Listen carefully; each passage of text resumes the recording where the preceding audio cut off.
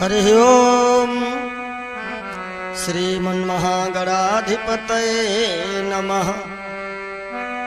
श्री सीतानाथ समारंभा रामानंदाय मुनिमध्यमाम् अस्मदाचार्य पर्यन्ताम् वन्दे श्री गुरुपरम्पराम्। नारायणं नमस्कृत्य नरं चैव नरोत्तमम् देवीं सरस्वतीं व्यासं ततो जयमुदीरयेत्। श्री गुरुचरणे सरोज रजे निज मन मुकुर सुधारे।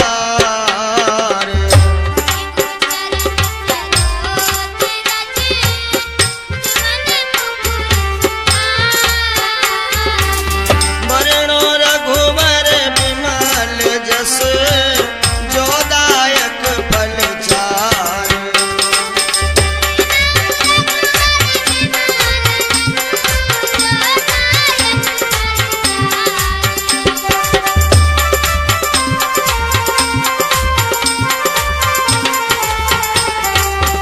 बुद्धिहीन तनु जानिके सुमिरो पवन कुमार। बल बुद्धि विद्या देहु मोहि हरहु कलेश विकार।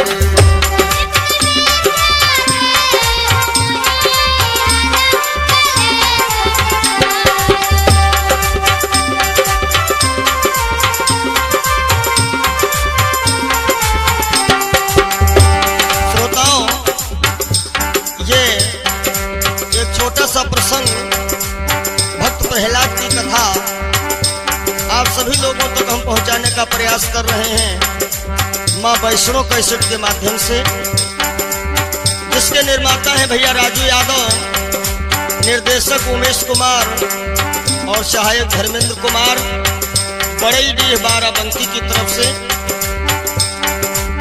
और इस कैसेट का सौजन्य वीडियोग्राफी मां वैष्णो स्टूडियो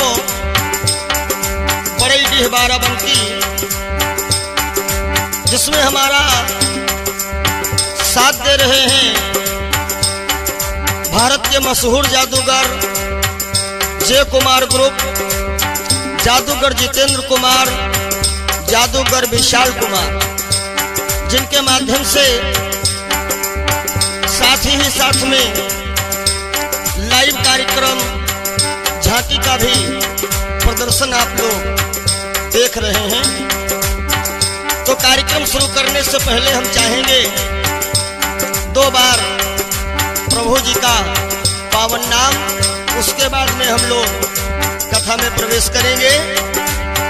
और सिया राम कहो, सिया राम कहो, सिया राम कहो, सिया राम कहो।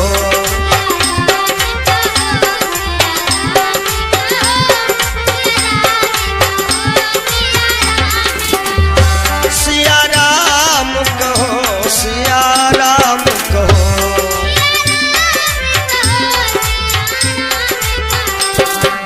भैया राम जी, सिया राम कहो, सिया राम कहो।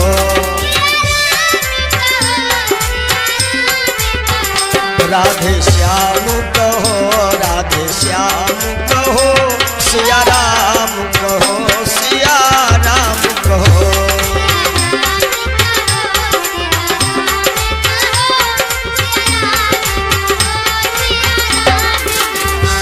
अब सौंप दिया इस जीवन का,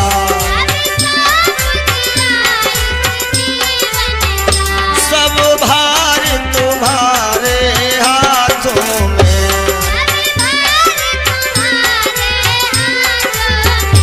है जीत तुम्हारे हाथों में, है हार तुम्हारे हाथों में।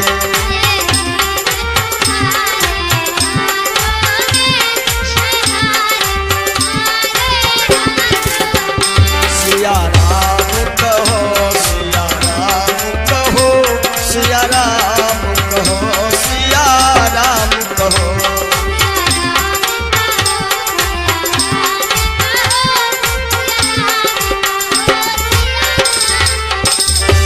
एक बार प्रेम से बोलो राघवेंद्र सरकार की जय हो। तो श्रोताओं, जैसा कि जय और विजय को जब श्राप मिला था कि तुम 3 जन्म तक प्रेत योनि में रहोगे, तो प्रथम बार इनका जन्म महाराज कश्यप के वहां होता है। जुड़वा बालक हुए, एक का नाम पड़ा है हिरण्याक्ष और दूसरे का नाम पड़ा है हिरण्यकश्यप। हिरण्याक्ष जो है ज्यादा पाप कर्म करने लगा, इसलिए भगवान ने 12 का रूप धारण करके उसका वध किया। और जब हिरण्याक्ष का वध सुनता है हिरण्यकश्यप तो आग बबूला हो गया। काहे के होना भी चाहिए कि भाई के मरने का सदमा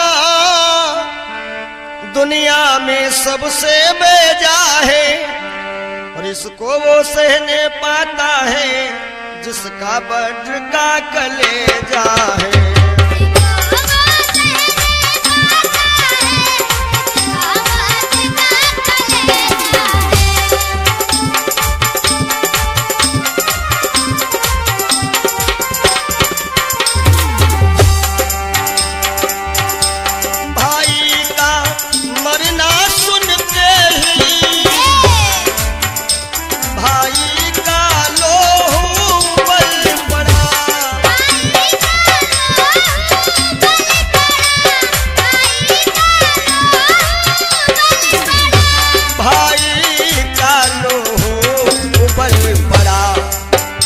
कुछ सोच समझ हिरण्यकश्यप।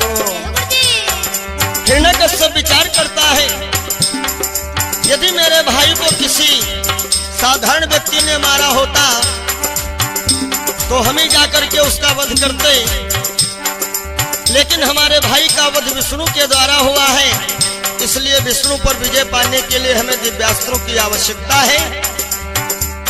कुछ विद्वान तो कहते हैं कि हिरण्यकश्यप ने ब्रह्मा जी का ध्यान किया, लेकिन हिरण्यकश्यप जो है भोले बाबा का ध्यान करने के लिए निकलता है, क्योंकि भोले बाबा ऐसे देवता हैं, बाकी तो देवता वरदान देने के पहले विचार करते हैं और हमारे भोले बाबा वरदान देने के बाद विचार करते हैं। तो आज हिरण्यकश्यप भगवान भोलेनाथ को मनाने के लिए चलता है। कैसे?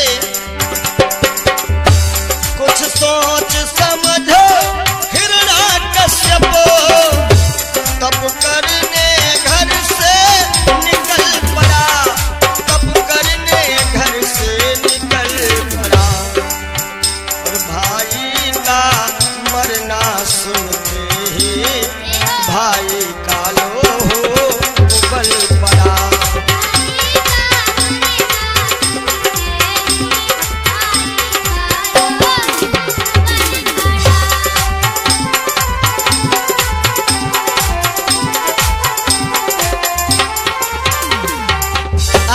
कश्यप जो है भगवान भोलेनाथ को मनाने के लिए कैलाश पर्वत पे पहुंचा। देखिए, भोले बाबा ऐसे देवता हैं, ये वरदान देने के बाद विचार करते हैं, पहले नहीं करते हैं। जैसा कि भस्मासुर को वरदान दे दिया कि जिसके ऊपर दाहिना हाथ रखोगे वो भस्म हो जाएगा, तो एक दिन भोले बाबा के ऊपर ही भस्मासुर हाथ उठा करके दौड़ा, लेकिन भोले बाबा अपनी आदत से बाज नहीं आए। एक भक्त और हुआ है जिसका नाम पड़ा था बारासुर, उसको भी भोले बाबा ने वरदान दिया कि तेरे 1000 हाथ हो जाएं, 10,000 हाथियों का बल आ जाए, और एक दिन ये बारासुर भोले बाबा से ही लड़ने के लिए पहुंच गया। तो कहने का अभिप्राय, हिरण्यकश्यप जो है आज भोले बाबा को नाच नाच करके प्रसन्न कर रहा है। आखिर को भोले बाबा प्रकट हुए और कहते हैं भक्तराज वरदान मांगो। हिरण्यकश्यप कहने लगा, महाराज हमें अमर कर दो। भोले बाबा ने कहा, बेटा हम तुम्हें अमर तो नहीं कर सकते हैं, बाकी जो भी वरदान मांगोगे हम देने को तैयार हैं। हिरण्यकश्यप ने कहा, तो हमारी आपकी एक शर्त ये है, एक वरदान देना है तो ये दे दो कि हम अमर हो जाएं, अन्यथा हम जितने वरदान मांगेंगे उतने वरदान देना पड़ेगा। भोले बाबा ने कहा, एक वरदान छोड़ करके बाकी जो मांगोगे सब हम देने को तैयार हैं। देखो हिरण्यकश्यप क्या मांग रहा है। विचार किया कि डायरेक्ट नहीं यदि वरदान दे रहे हैं अमरता का, तो हम घुमाए फिराए करके वरदान ऐसा ही मांगेंगे जिससे कि हम मरे ना। और मरना तो भैया कोई नहीं चाहता है। बूढ़े लोग परेशान होकर के कह तो देते हैं कि भगवान हमको भी बुला लो, लेकिन जब तबीयत गड़बड़ होती है तो यही कहते हैं डॉक्टर साहब इस बार बचा लो। मरना कोई नहीं चाहता है।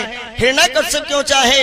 हिरण्याकश्यप वरदान क्या मांग रहा है? आइए देखिए कि कुछ अधिक नहीं इतना दे दो कि ऊपर न मरूं नीचे न मरूं।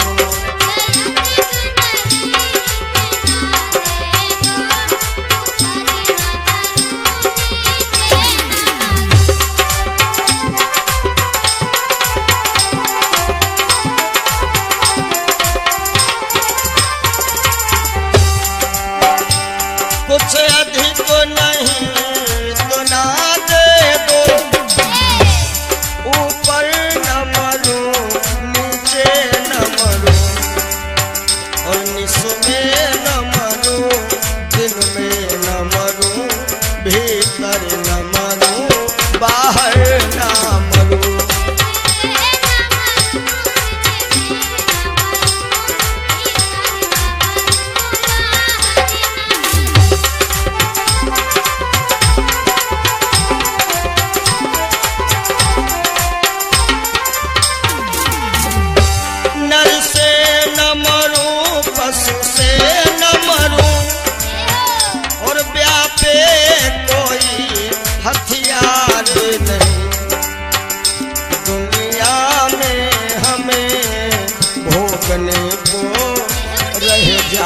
कोई बिहार नहीं।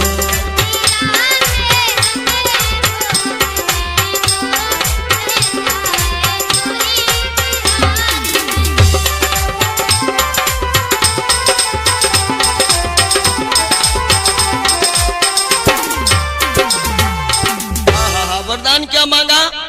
ना दिन में मरे ना रात में मरे, न ऊपर मरे ना नीचे मरे, न कोई तीर तलवार से मरे, ना दिन में ना रात में, ना ऊपर ना नीचे कोई तीर तलवार से, और ना ही किसी इंसान से, ना ही किसी जानवर से। भोले बाबा एवं मस्तु कहते गए बेटा और मांगो। हिरण्याकश्यप ने विचार किया कि इतने वरदान दे चुके हैं, एक बार नहीं कह पाए अमर हो जाओ, और बाकी जो मांग रहा हूं सब देने को तैयार हैं। सो हे भोलेनाथ एक वरदान ये भी दे दो कि दुनिया में ऐसा कोई सुख बाकी ना रहे जो हम उठावे ना। और आखिर में भोले बाबा ने कहा बेटा और कुछ मांग लो।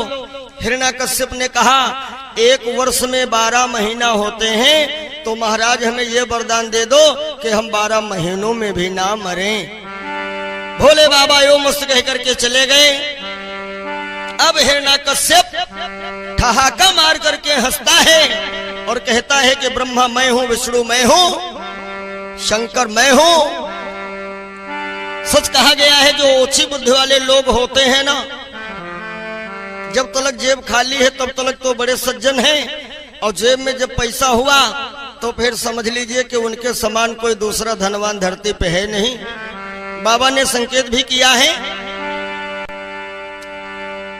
जो ओछी बुद्धि वाले होते हैं उनकी तो हमेशा की आदत रही है कि कोई सा उपजा जग माही,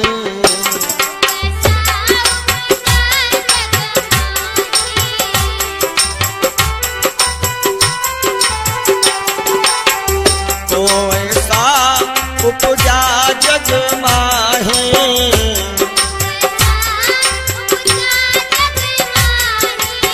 अरे प्रभुता पाई का हमद नाही।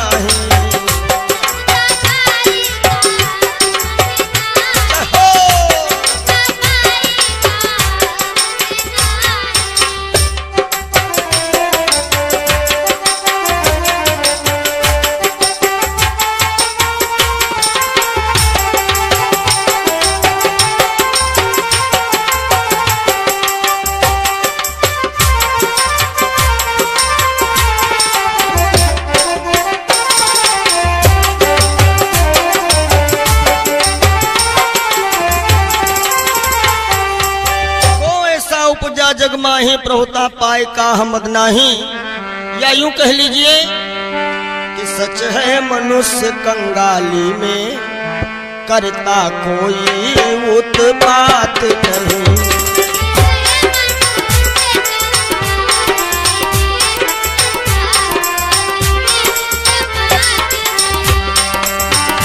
सच है मनुष्य कंगाली में करता कोई उत्पात नहीं, और जब वही धनी हो जाता है तब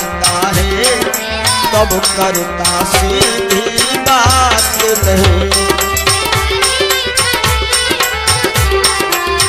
नहीं।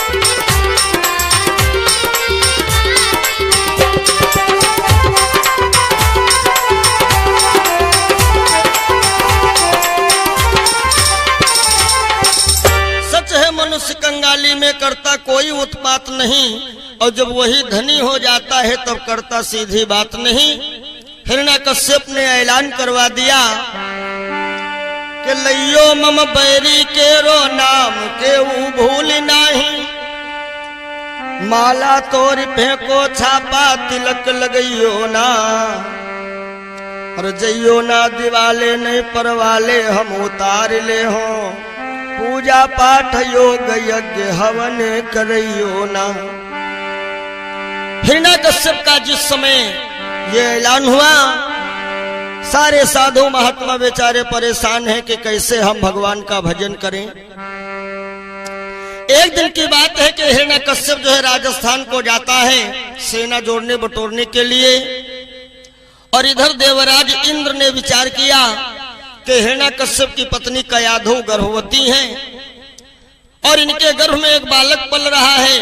अभी हिरण्यकश्यप अकेला है और ऐसा ना हो बालक हो जाए वो हिरण्यकश्यप का पूरा साथ दे, इसलिए देवराज इंद्र ने हिरण्यकश्यप का भेष बनाया और धोखे से कयाधु को बुलाई करके रथ में बिठाया, और एक जंगल में जब ये पहुंचे देवराज इंद्र ने निकाल लिया तलवार कि अभी कयाधु का वध कर देते हैं। लेकिन मित्रों एक बात तो याद रखना है कि जाको रक्षक साया मारी सके ना कोई, और बाल नबा का करी सके जो जग बैरी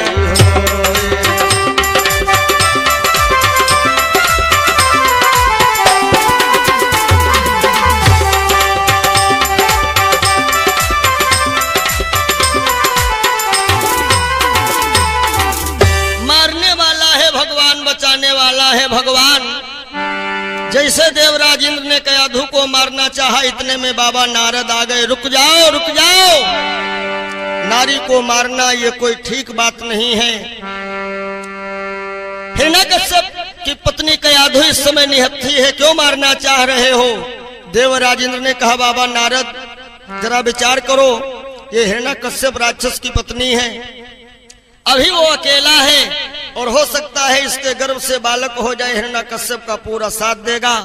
बाबा नारद ने कहा हे देवराज इंद्र मेरी बात मान लो, कयाधु को छोड़ दो। अरे हो सकता है हिरण्यकश्यप का इतना पाप कर्म बढ़ गया है तो कयाधु के पेट से कोई अपने लोगों को बचाने के लिए मालिक ने किसी फरिश्ते को भेजा है। देवराज इंद्र ने कहा नारद मेरे रास्ते से हट जाओ, कयाधु को मारूंगा। नारद बाबा ने कहा मैं कयाधु को बचाऊंगा। और भैया ये भी एक बहुत बड़ा धर्म है कि परहित सरिस धर्मो नहीं भाई,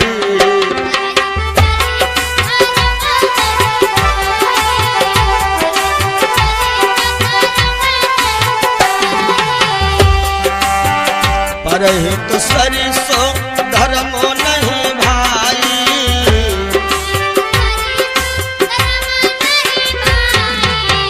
पर पीड़ा समो नहीं अधमाई।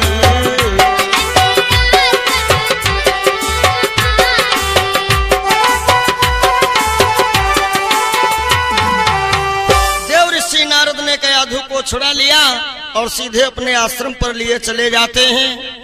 और आप लोग जानते हैं कि बाबा लोगों के आश्रम पे बस सीताराम सीताराम नारायण राधे श्याम कयाधु जो है उसी वातावरण में रहने लगी। और ऐसा वैज्ञानिकों का भी रिसर्च है कि गर्भवती महिला का जैसा खान पान होता है, जैसा रहन सहन होता है, उसी प्रवृत्ति की संतान होती है। समयानुसार बाबा नारद के आश्रम पर ही कयाधु ने एक बच्चे को जन्म दिया। बाबा नारद ने इसी बच्चे का नाम रखा है प्रहलाद। और सच कहा गया है, संभला है जिनका बचपन जीवन बना उन्हीं का, यानी प्रहलाद जी का जन्म जो है बाबा के आश्रम पर हुआ। धीरे धीरे थोड़ा प्रहलाद भी बड़े हो जाते हैं। प्रहलाद जी ने देखा बाबा के आश्रम पर तुलसी की पूजा है, राम नाम का जाप है, तो प्रहलाद भी तुतली भाषा में राम नाम का जाप करने लगे। सच कहा गया है ना कि संतन के संग लागरी तेरी अच्छी बनेगी,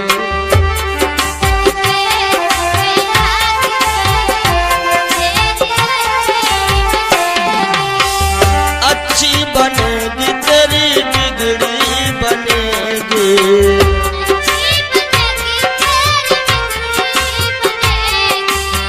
संतन के संग लागरी तेरी अच्छी बनेगी।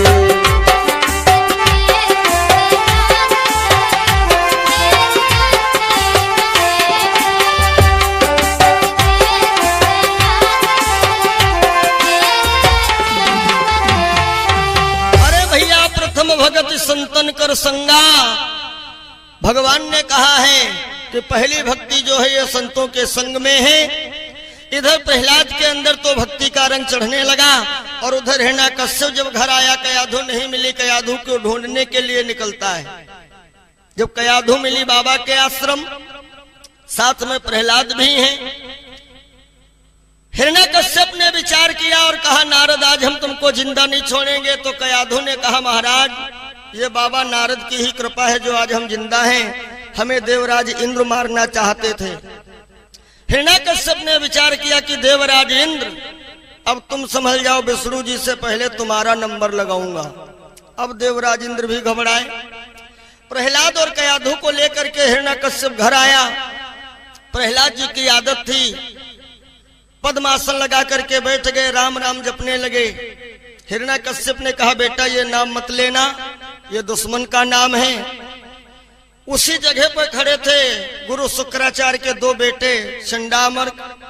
उन्होंने कहा, हे राजन, देखिए इस बच्चे का इसमें कोई कसूर नहीं है, सब रहन सहन का कसूर है। ऐसा करो, इस बच्चे का एडमिशन हमारे विद्यालय में करवा दो और इसके ऊपर हम आपके नाम का रंग चढ़ा दूंगा, भूल जाएगा राम का नाम।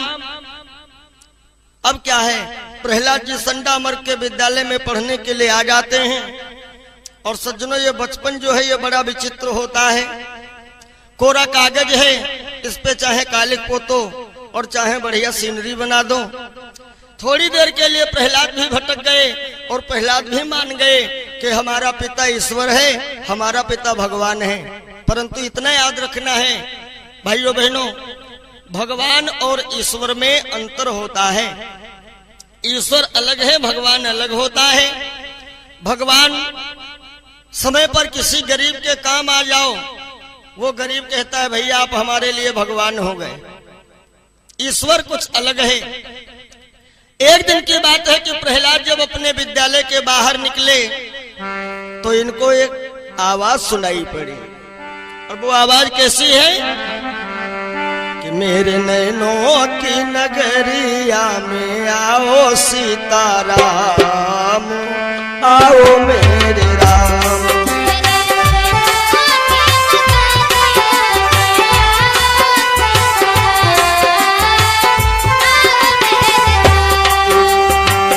आओ मेरे राम, आओ मेरे राम, मेरी सोनी सी, मेरी सोनी सी मरैया में आओ मेरे राम, आओ मेरे राम।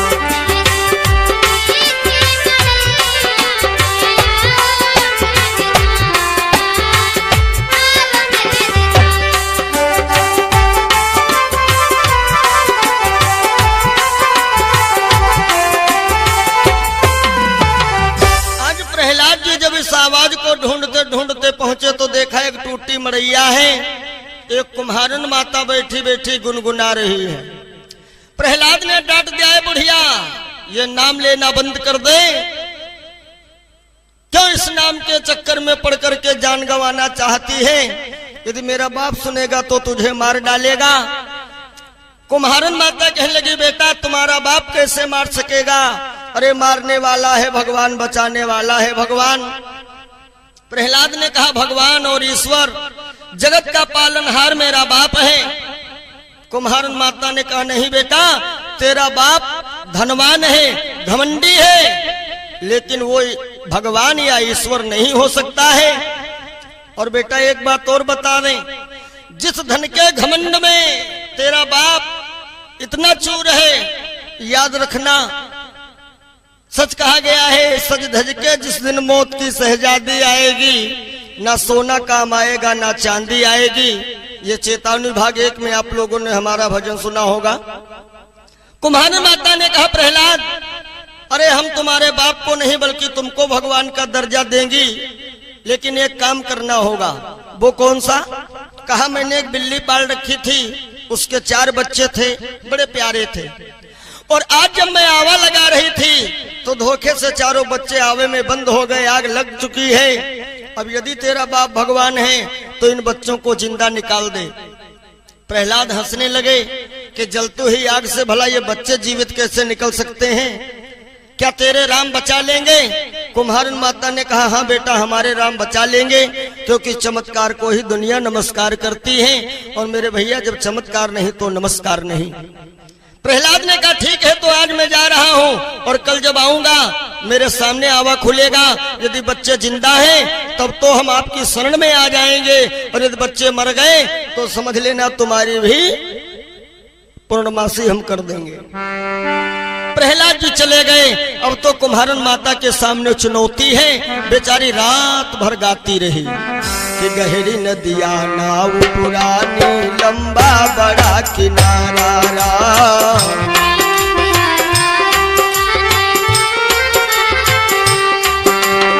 तुम बिन मेरे राम प्रभु जी कोई न खेवन हारा।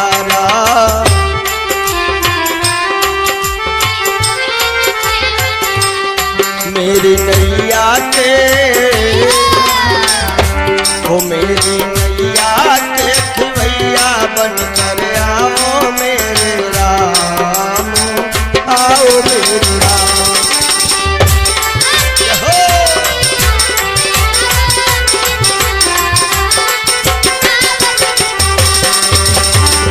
आओ मेरे राम, आओ मेरे राम, आओ मेरे राम, आओ मेरे राम।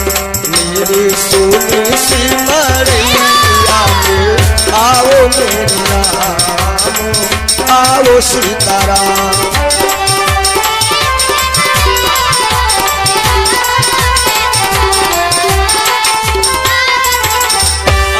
रात बीती, सवेरा हुआ, और सवेरे सवेरे प्रहलाद जी जब आए, कुम्हारन माता से कहा आवा खोलो।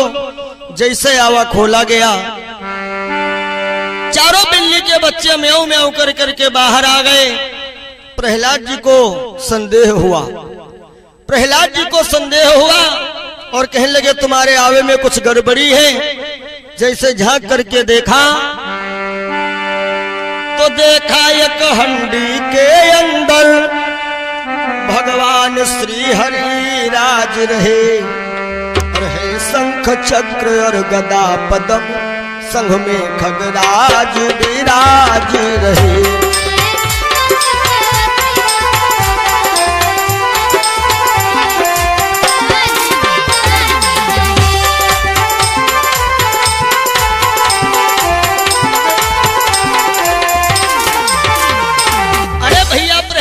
कुम्हारन माता के चरणों में गिर गए और कहने लगे माता जी ये बताओ क्या तुम्हारे भगवान हमें मिल जाएंगे? कुम्हारन माता ने कहा बेटा ये हमारे स्पेशल नहीं, ये तो सभी के हैं, दाता एक राम भिखारी सारी दुनिया। हाँ बेटा एक बात ये है कि तुम अभी अधूरे हो। प्रहलाद ने कहा मैया मैं पूरा कैसे बनूंगा? कुम्हारन माता ने कहा बेटा क्योंकि तुमने अभी गुरु नहीं किया है। और बाबा ने लिखा है बिन गुरु भव निधि तरय न कोई,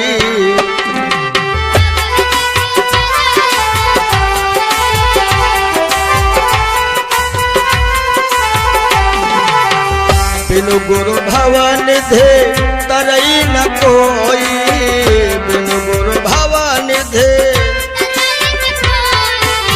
जो बिरंच शंकर सम होए।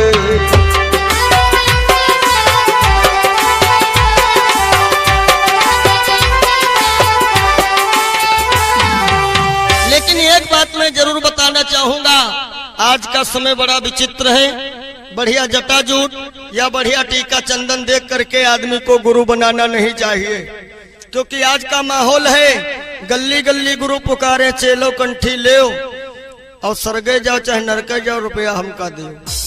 लोभी गुरु लालची चेला अयो दो नरकमा ठेलिम ठेला।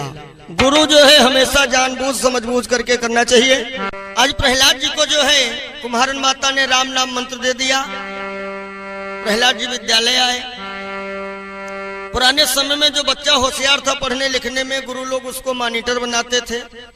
संडामर्क ने कहा बच्चों आज का पाठ मॉनिटर प्रहलाद तुमको पढ़ाएंगे। प्रहलाद जी ने सारे बच्चों को बुला लिया और कहा लिखने वाले लिखो और पढ़ने वाले पढ़ो, सच्चाई वाला पाठ पढ़ाएंगे, उसमें ज्यादा पाई मात्रा का सवाल ही नहीं है। क्या पढ़ाया है जरा देखिए कि लिखो पाटी में राम और पढ़ो पुस्तक में राम, सिया राम राम राम सिया राम राम राम।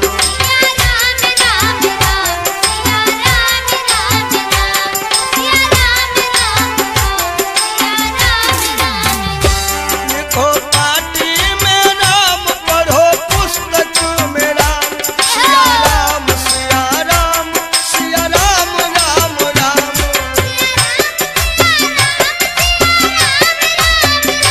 सिया राम सिया राम सिया राम राम राम। लिखो पाटी में राम पढ़ो पुस्तक में राम, सिया राम राम राम सिया राम राम राम।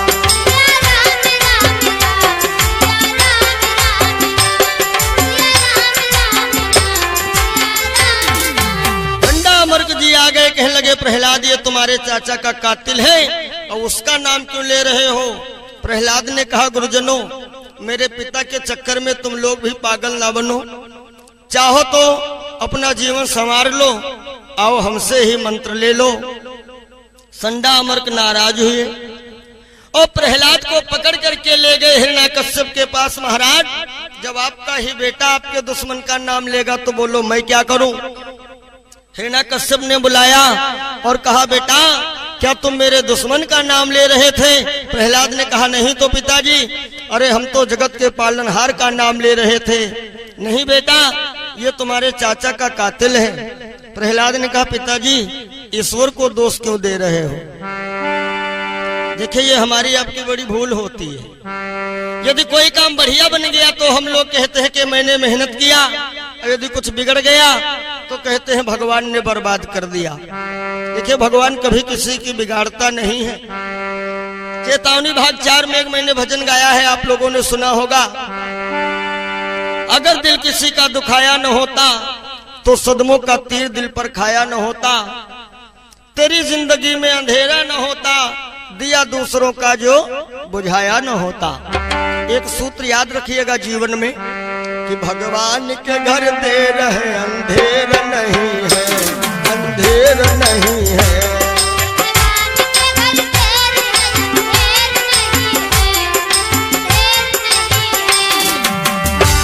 भगवान के घर देर है अंधेर नहीं है।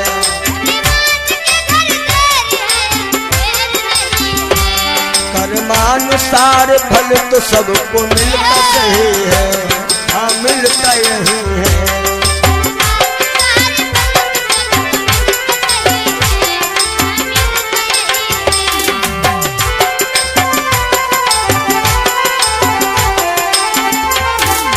भगवान के घर देर है अंधेर नहीं है, यानी कर्म प्रधान विश्व करि राखा, जो जस के न सो तस फल चाखा।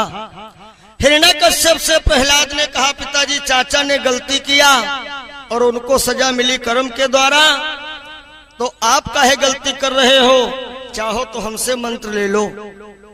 हिरण्यकश्यप ने प्रहलाद को गोदी से फेंका, बड़ी दूर गिरा प्रहलाद। कयाधु ने आकर के उठा लिया। हिरण्यकश्यप ने कहा, कयाधु जाओ इस दुष्ट को जहर दे करके मार डालो।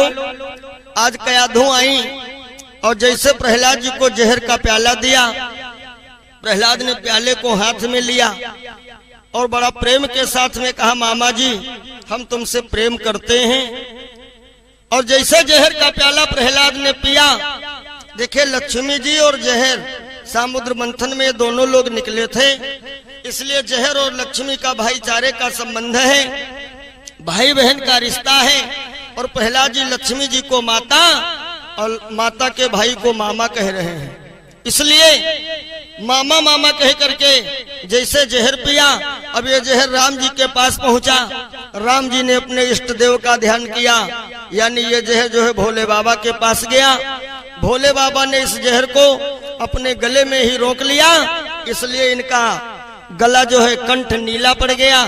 तब से शिव जी का एक नाम है नीलकंठ महादेव। प्रेम से बोलो नीलकंठ महादेव की जय। प्रहलाद जी आए, बोले पिताजी जहर तो बड़ा मीठा था। सारे कर्मचारी प्रहलाद जी का चेहरा देख रहे हैं, भला कभी किसी ने जहर का स्वाद बताया है।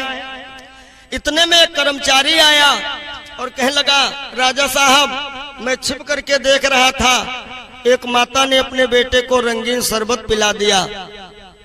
हिरण्यकश्यप ने कहा, इसीलिए तो दुष्ट कहता है कि जहर मीठा था। जाओ बेटा वो प्याला लेकर के आओ।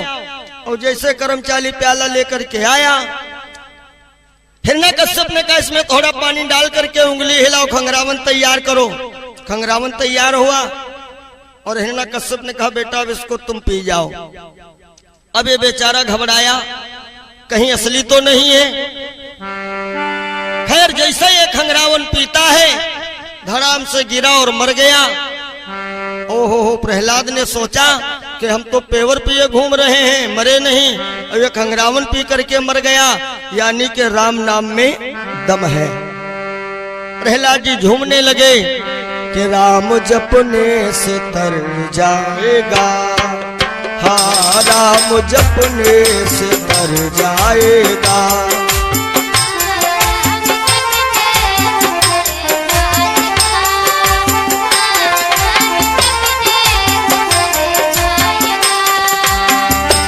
राम कहने से तर जाएगा, राम कहने से तर जाएगा, पार भव से उतर जाएगा।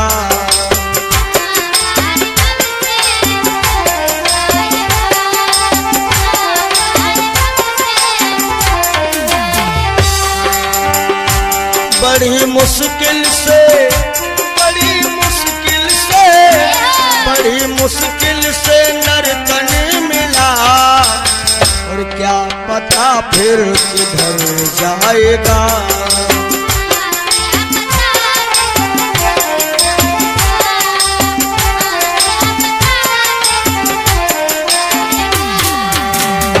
क्या पता फिर, क्या पता फिर, क्या पता फिर किधर जाएगा। राम कहने से तर जाएगा।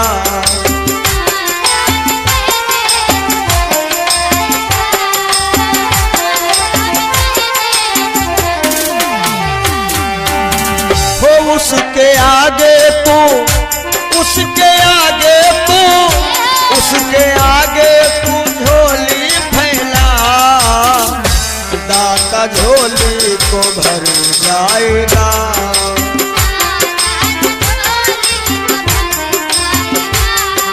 जय हो, दाता झोली को भर जाएगा।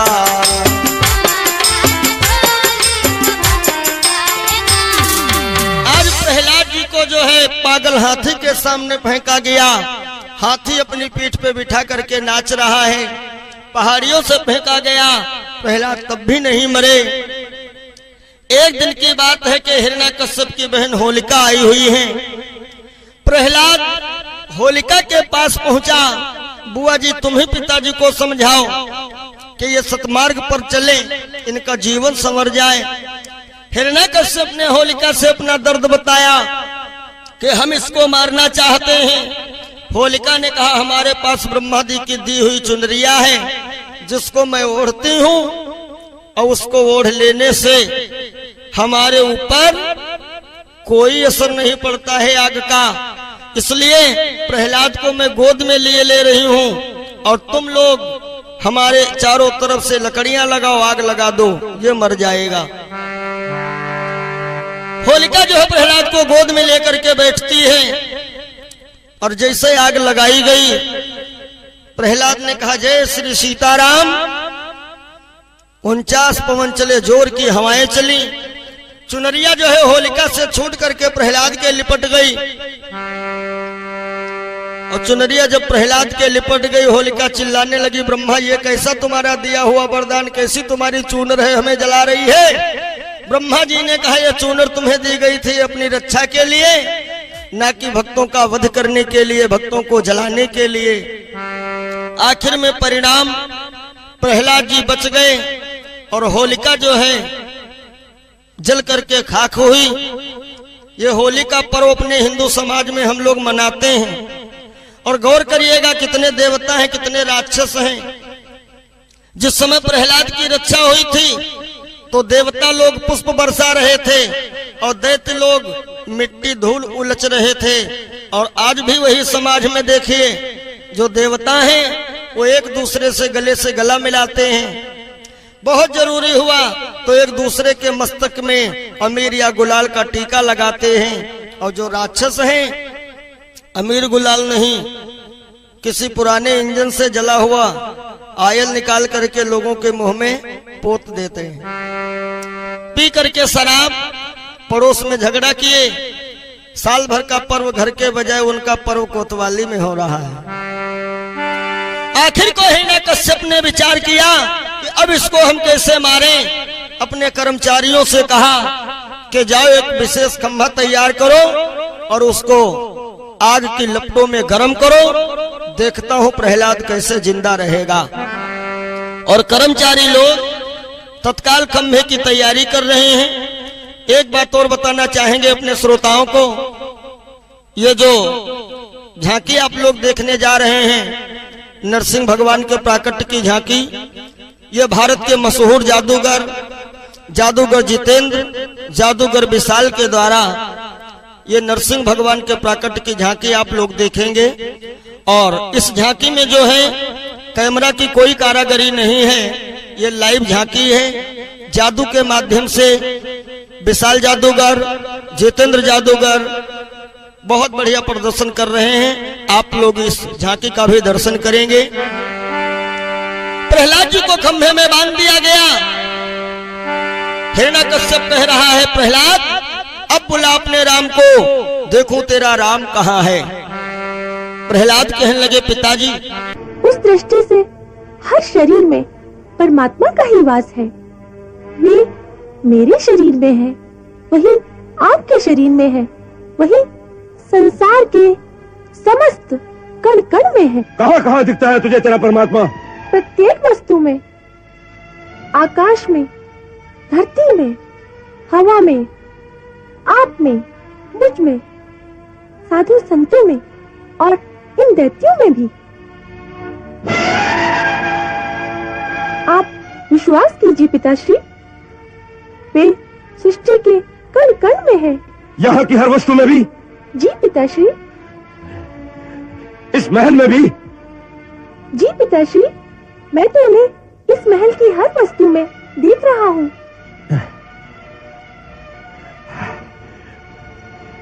इस खंभे में भी दिखता है तुझे तेरा परमात्मा? जी पिताश्री, वे इस खंभे में भी है। यदि वो इस खंभे में भी है तो मैं अभी इस खंभे को ही चकनाचूर कर देता हूँ।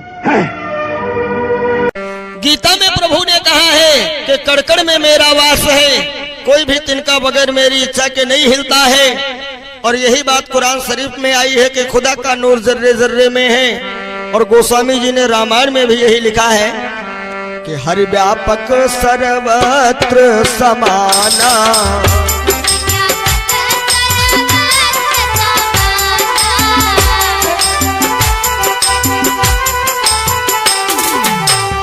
हरि व्यापक सर्वत्र समाना,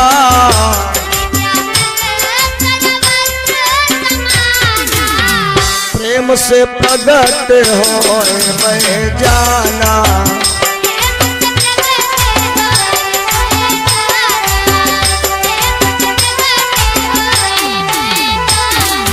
अरे राम हम में, राम तुम में, राम खंभे में, राम तलवार में। और जैसे खंभे का नाम लिया, हिरण्याकश्यप ने खंभे पे मारी तलवार, निकल, कहाँ छिपा बैठा है राम। नरसिंह भगवान का प्रागट्य हो रहा है। बोलो नरसिंह भगवान की। हिरण्याकश्यप को नरसिंह भगवान ने पकड़ लिया। हिरण्याकश्यप हंसने लगा, तो तू है राम, अरे हमें मारेगा? मैंने वरदान मांगा था, ना मैं दिन में मरूं ना रात में मरूं, ना ऊपर मरूं ना नीचे, ना भीतर ना बाहर। नरसिंह भगवान ने हिरण्याकश्यप को खींच लिया और कहां पहुंचे? चौखट पे। बोल अंदर है या बाहर? अब हिरण्याकश्यप घबराया कि भोले बाबा कहते थे वरदान और मांगो, लेकिन मैंने मांगा नहीं, ना तो अंदर है ना बाहर है। लेकिन वरदान ये भी मांगा था मैंने, ना ऊपर मरे ना नीचे। तो नरसिंह भगवान ने हिरण्याकश्यप को गोदी में ले लिया। बोल ऊपर है कि नीचे? अब ना तो ऊपर है ना नीचे, बीच में। मैंने वरदान मांगा था, ना दिन में मरूं ना रात में। भगवान ने कहा समय कौन सा है? और भैया समय यही था जो इस समय चल रहा है, ना दिन में है ना रात में। ये समय जो है गोधूल का कहा जाता है, गांव में कहते हैं कुबेरी बेरा। हिरण्याकश्यप ने कहा फिर भी नहीं मरूंगा, मैंने वरदान मांगा था, ना किसी तीर से मरूं ना तलवार से। भगवान ने बड़े बड़े नाखून दिखाए। बोल मेरे हाथ में कौन सा हथियार है? कहा कुछ भी नहीं है, बड़े बड़े नाखून। लेकिन मैंने वरदान मांगा था, ना मैं इंसान से मरूं और ना मैं जानवर से। भगवान ने कहा हमें देख हम क्या हैं? तो नीचे से इंसान, ऊपर से सिंह। हिरण्याकश्यप ने कहा ये तो मिली जुली सरकार है। फिर भी मैंने वरदान मांगा था, मैं 12 महीनों में ना मरूं। भगवान ने कहा जरा विचार कर, महीना कौन सा है? 12 महीनों में कोई महीने नहीं है। महीना है 13, जिसको कुछ लोग पुरुषोत्तम मास कहते हैं, कहीं कहीं लोग मल मास कहते हैं, और गांव देहात में लौंद कहते हैं। हिरण्याकश्यप ने कहा जब एक साल में 12 महीना होते, ये 13वां महीना कहां से आया? भगवान ने कहा ये स्पेशल मैंने भगत के लिए बनाया है। प्रबल प्रेम के पाले पड़कर प्रभु को नियम बदलते देखा, और उनका मान भले ही टल जाए लेकिन भक्त का मान ना टलते देखा। और बता, हिरण्याकश्यप ने कहा जब आपने नियम कानून ही बदल दिया तो अब हम क्या बताएं? अब क्या था कि आखिर को नरसिंह ने मारी एक दहाड़, और तुरंत दिया उस नीच का पेट प्रभु ने फाड़।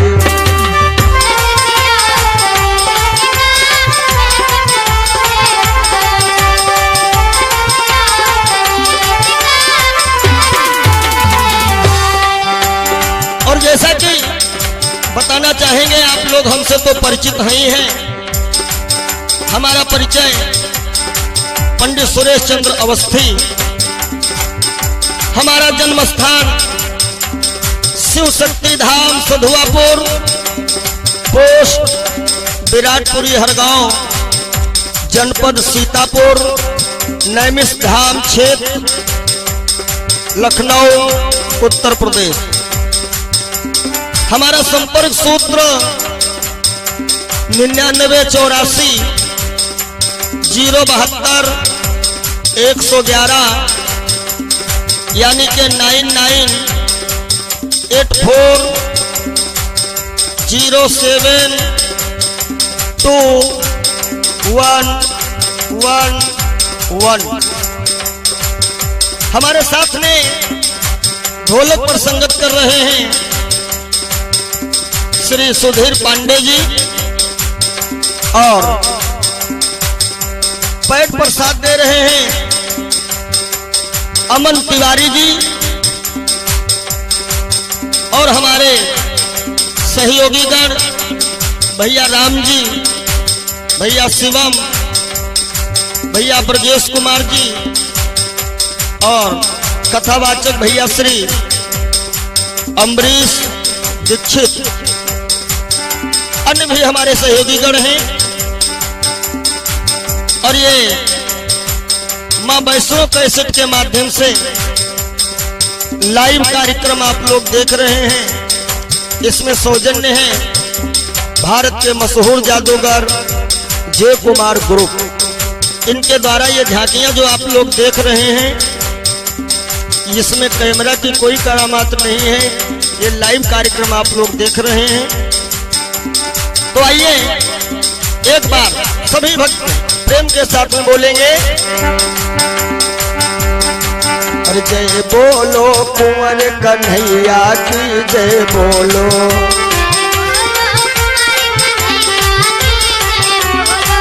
जय बोलो यशोदा जी के भैया की जय बोलो।